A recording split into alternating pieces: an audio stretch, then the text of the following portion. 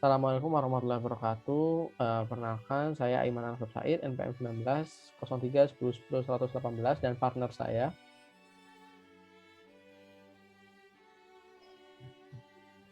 Saya Ananda Putra, NPM 19 310 10 117.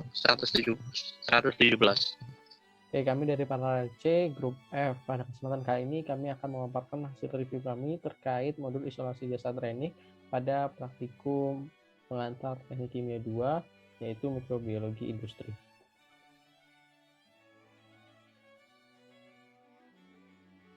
Oke, pada kesempatan kali ini kita akan bahas terlebih dahulu yaitu mengenai pendahuluan yang dimulai dari latar belakang. Jadi, dalam kehidupan sehari-hari, informasi yang diperoleh pada bidang mikrobiologi itu sangatlah penting, di mana mikrobiologi itu sendiri merupakan cabang ilmu yang mempelajari mikroorganisme seperti bakteri, kapal, hamir, protozoa, dan lain sebagainya. Mikroorganisme sendiri itu banyak ditemukan di air, udara, dan tanah, sehingga untuk membiarkan mikroorganisme perlu dilakukan proses isolasi. Proses isolasi sendiri yaitu suatu mikroorganisme merupakan proses di mana kita memisahkan mikroorganisme tersebut dari lingkungannya di alam dan menumbuhkannya sebagai biakan murni dalam suatu medium buatan. Nah, untuk penerapan atau pengaplikasian dari isolasi jasa klinik dalam dunia industri sangatlah banyak. Salah satunya yaitu pada bidang kedokteran, di mana pada bidang kedokteran proses isolasi digunakan untuk menguji spesimen virus untuk mengenal berbagai jenis penyakit maupun sebagai sarana pembuatan vaksin. Nah, berdasarkan hal tersebut, maka mempelajari mengenai proses isolasi jasa klinik itu sangatlah penting. Oleh karena itu, praktikum isolasi jasa klinik ini dilakukan agar praktikan dapat menerapkan prinsip-prinsip isolasi jasa klinik dalam dunia industri secara tepat dan benar.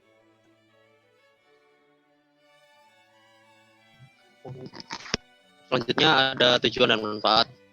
Untuk tujuan yang pertama yaitu untuk mengetahui bentuk dan sifat jasa teknik dari bahan isolasi jasa teknik. Yang kedua, untuk mengetahui kegunaan dari proses isolasi jasa teknik.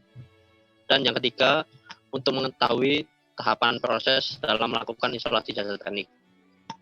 Untuk manfaatnya, yang pertama yaitu akan praktikan dapat menerapkan prinsip-prinsip isolasi jasa teknik dalam dunia industri, khususnya industri bioteknologi. Yang kedua, agar praktikan dapat mengetahui faktor-faktor yang mempengaruhi proses isolasi jasa teknik. Dan yang ketiga adalah agar praktikan dapat mengidentifikasi mikroorganisme yang diisolasi. Oke, selanjutnya itu kita masuk ke tahap pembahasan. Yang pertama yaitu terkait apa sih sebenarnya jasa teknik itu. Jasa teknik sendiri itu merupakan suatu makhluk hidup yang tumbuh dan berkembang dengan ukuran kurang lebih itu sekitar 0,001 mm. Nah, untuk jasa teknik sendiri di alam itu secara umum berperan ada sebagai produsen, konsumen, maupun redusen. Untuk jasa teknik produsen itu merupakan jasa teknik yang menghasilkan bahan organik dari bahan anorganik dengan energi sinar matahari. Jasa teknik ini berperan sebagai produsen, contohnya itu ada alga dan bakteri fotosintetik. Selanjutnya ada yang kedua itu jasa teknik konsumen, di mana untuk jasa teknik konsumen ini menggunakan bahan organik yang dihasilkan oleh produsen, atau jasa teknik ini biasa dikenal dengan jasa teknik heterotrof yang tidak bisa menghasilkan makanan sendiri. Untuk contohnya itu misalnya ada protozoa. Kemudian yang ketiga itu ada jasa teknik redusen, di mana jasa teknik redusen ini menguraikan bahan organik dari sisa-sisa jasad hidup yang mati menjadi unsur-unsur kimia, atau kita sebutnya dengan mineralisasi bahan organik, sehingga di alam itu terjadi siklus-siklus unsur-unsur kimia. Contoh jasa teknik redusen ini adalah bakteri ataupun jamur atau yang biasa kita kenal dengan fungi.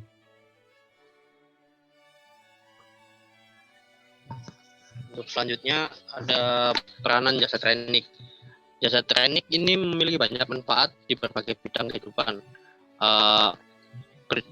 Seperti contohnya pada penggunaan mikroba pada pembuatan makanan seperti kamir untuk membuat anggur dan roti, lalu bakteri asam laktat untuk membuat yogurt dan kefir, serta bakteri asam asetat untuk vinegar, lalu jamur aspergillus untuk membuat kecap, dan jamur rhizopus untuk membuat tempe.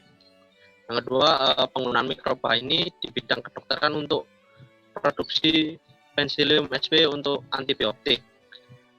Lalu penggunaan mikroba untuk proses-proses baru, misalnya karotenid dan steroid oleh jamur, lalu asam glutamat oleh mutan Corynebacterium, glutamisum sebagai pembuat enzim amilase dan proteinase dan pektinase.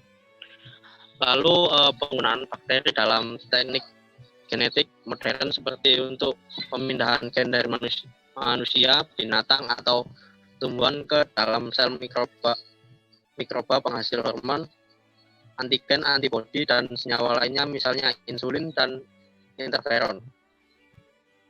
Oke, selanjutnya yaitu terkait apa sih itu isolasi jasad renik.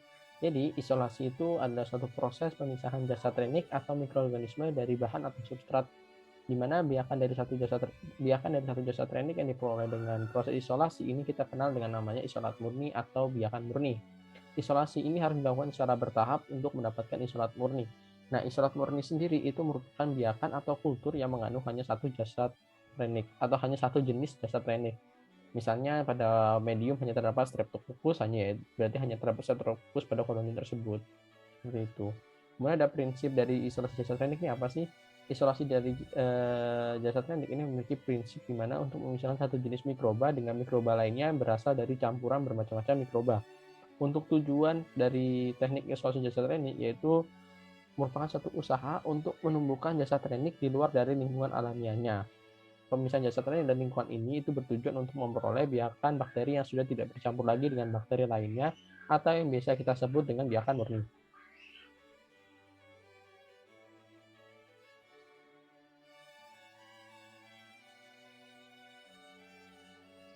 Selanjutnya ada prosedur pengambilan sampel. Pada sampel dari tanah itu jika mikroorganisme yang diinginkan kemungkinan berada di tanah itu, maka cara pengambilannya disesuaikan dengan tujuan dan kebutuhannya.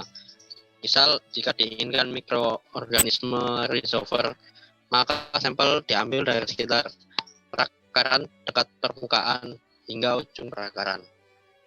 Lalu jika mikroba yang diinginkan adalah yang berada di udara sekitar, misal di kamar mandi, di lemari penyimpanan, atau ruangan laboratorium, dan lain-lain, maka caranya hanya dengan membuka tutup cawan pantry yang berisi media steril selama kurang lebih 5 menit. Lalu pengambilan sampel pada air itu bergantung kepada keadaan air itu sendiri. Jika berasal dari air sungai yang mengalir, maka botol hanya dicelupkan miring dengan bibir botol melawan arus. Oke, selanjutnya itu ada metode isolasi jasad renik. Untuk metode isolasi jasad renik ini terdiri dari beberapa metode. Di sini kami hanya mengutip 4 metode. Di antaranya itu the racial dilution, ada the pure plate method, the single cell initiation technique, sama the selective media. Nah, untuk racial dilution ini merupakan suatu teknik isolasi dengan cara pengenceran bertingkat yang tujuannya itu untuk mengurangi jumlah mikroba yang tersuspensi dalam satu cairan. Nah, kalau untuk pure plate method ini itu dengan cara menuangkan suspensi bakteri dan agar-agar atau medium agar yang belum mengeras, itu biasanya pada suhu lebih dari 45 derajat Celcius, di mana nantinya akan dituangkan secara bersamaan sehingga dihasilkan ada mikroba yang terdapat di atas medium permukaan medium dari agar-agar, ada yang di dalam medium agar-agar. Untuk bakteri yang ada di atas medium itu nanti akan tumbuh dan berkembang secara aerobik, sedangkan yang di dalam itu nanti akan berkembang secara anaerobik. Kemudian ada the single cell initiation technique, di mana sel ini itu metode ini itu dilakukan untuk mengisolasi sel mikroba yang berukuran besar yang tidak dapat diisolasi dengan medium agar ataupun cair.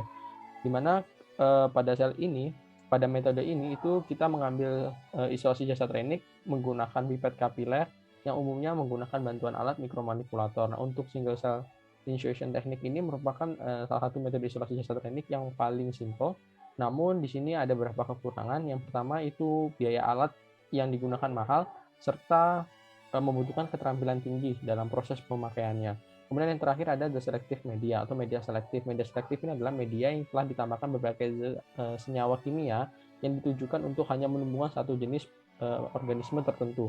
Nah, contohnya di sini ada Lauribertani, media Lauribertani atau McConkie yang ditujukan untuk pertumbuhan dan perkembangbiakan dari mikroorganisme Escherichia coli atau E. coli.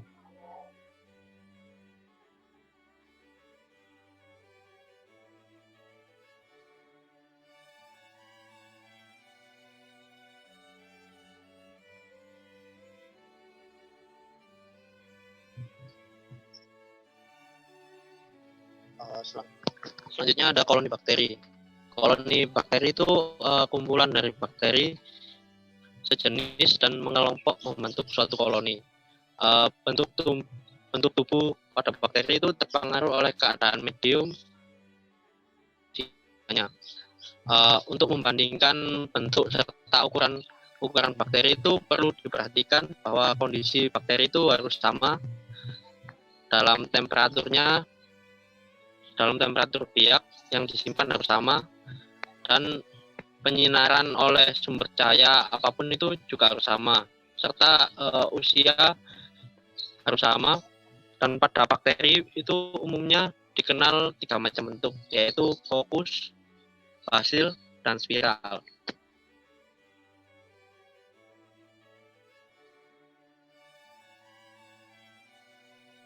Selanjutnya yaitu ada terkait mengenai identifikasi bakteri.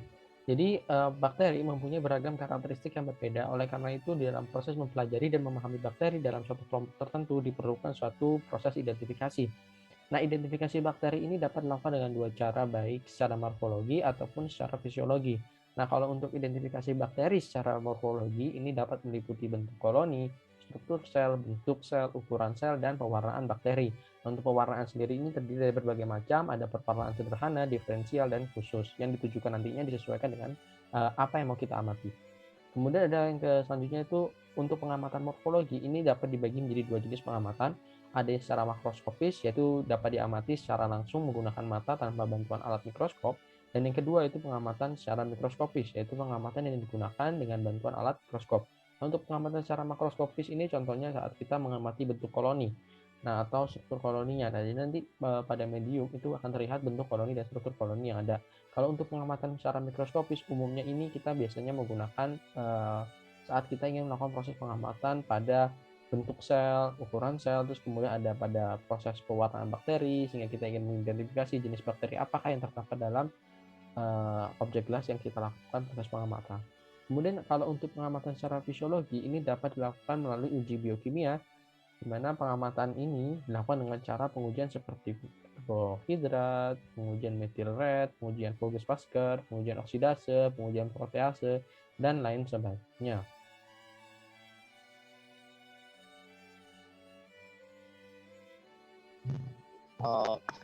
Untuk selanjutnya ada aplikasi isolasi jasa teknik.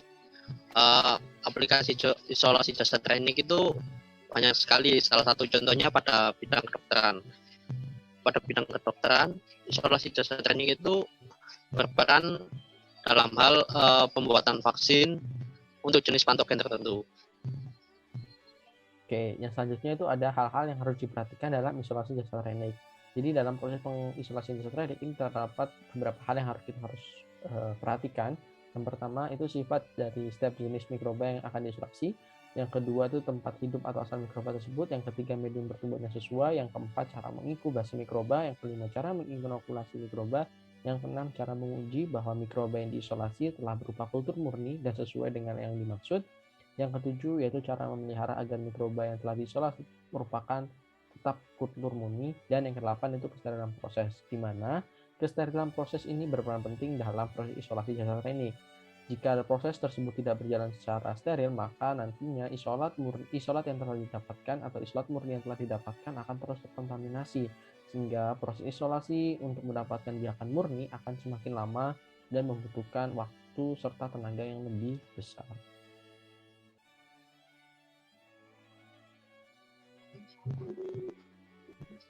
Selanjutnya ada faktor-faktor yang mempengaruhi isolasi jasa teknik. Yang pertama yaitu kebutuhan nutrien. Kebutuhan nutrisi bagi mikroba ini terdiri dari substrat atau sumber energi karbon untuk pembentukan sel baru dan elemen anorganik yaitu nutrien untuk pertumbuhan. Yang kedua yaitu tekanan osmosis. Tekanan osmosis pada bakteri ini memiliki dinding sel yang kaku yang dapat menahan perubahan tekanan osmotik, sehingga biasanya tidak menunjukkan perubahan bentuk ataupun ukuran yang mencolok bila terjadi plasmolisis atau plasmositis. Lalu tingkat keasaman. Sebagian besar bakteri ini memiliki pH minimum dan maksimum antara 4 hingga 9 dalam pertumbuhannya. Pada umumnya bakteri itu pH optimumnya terletak pada 6,5 hingga 7,5. Kemudian ada suhu. Semua proses pertumbuhan bakteri itu bergantung pada reaksi kimia, yaitu laju reaksi yang dipengaruhi oleh suhu. Kemudian ada kebutuhan oksigen. Kebutuhan oksigen pada bakteri tertentu itu mencerminkan mekanisme yang digunakan untuk memenuhi kebutuhan energinya. Next. Oke, selanjutnya itu masuk ke bagian pembahasan, di mana pada praktikum kali ini kami terdapat 2 kali isolasi, untuk isolasi yang pertama dan isolasi yang kedua pada petritis kedua. Di mana pada isolasi ini kita menggunakan jenis media yaitu agar-agar, dan bahan yang kita gunakan yaitu berupa yeast ataupun ragi.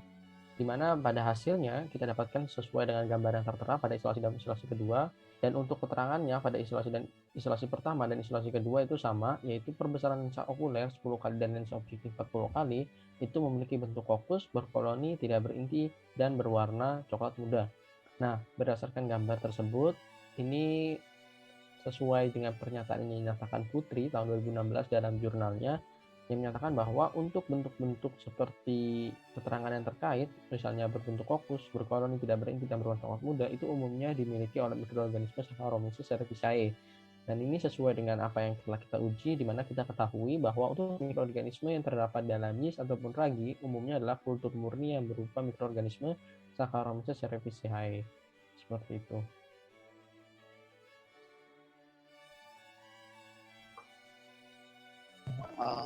Selanjutnya ada kesimpulan. Pada proses isolasi itu menggunakan bahan yeast dalam medium agar dan diperoleh bentuk mikroorganismenya yaitu fokus, tidak berinti, dan berkoloni. Kesimpulan yang kedua, kegunaan dari proses isolasi jasa trenik itu untuk memperoleh biakan atau kultur murni dari suatu sampel mikroba. Kesimpulan yang ketiga, untuk proses isolasi jasa trenik itu terdiri dari beberapa tahap, yaitu tahap preparasi sampel, tahap sterilisasi, tahap inokulasi ke media baru yang steril, lalu tahap inkubasi hingga beberapa waktu yang telah ditentukan, dan tahap pengamatan koloni mikroorganisme yang terbentuk.